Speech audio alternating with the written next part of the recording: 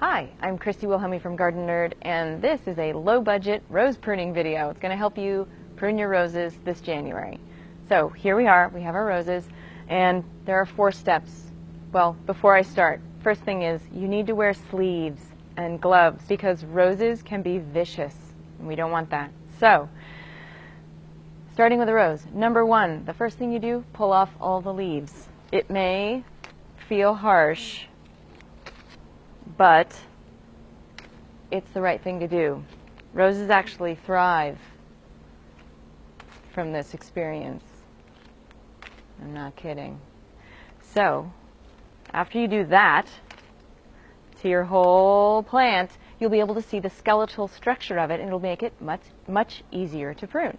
Number 2, cut down with your pruning shears all of the horizontal canes that are going into the center of the plant or kind of out on all over the place. You want to cut anything that's crossing as well. You don't want any rubbing happening. You want to open up the center. So I'm going to take off some of these things. Like, this is crazy. I'm just going to take this right off.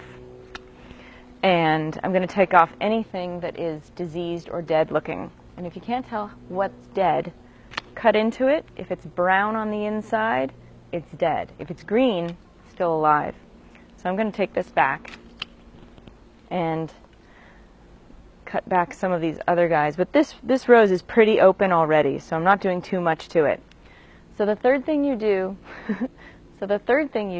is cut back your vertical canes to an outward-facing bud, and you want to make that cut about a ½ inch above that bud. So, for example, I've got an inward-facing bud here and an outward-facing bud here. I'm going to take this back and I'm going to cut on an angle from here. And the 4th thing you need to know is to make that cut on a 45-degree angle, and you want it to be away from the bud. So imagine, if you will, rain is falling on the bud. You want water to roll away from the bud, not onto it. So that should help you figure it out. So that's pretty much it. That's all you have to do. Some people put dabs of glue on the end of their cut ends, but you don't have to do that. That's it. So, for more information about growing roses, cutting roses, and a whole bunch of other stuff, visit gardennerd.com. And if you like this video, like, subscribe, and share it with your friends. Happy gardening!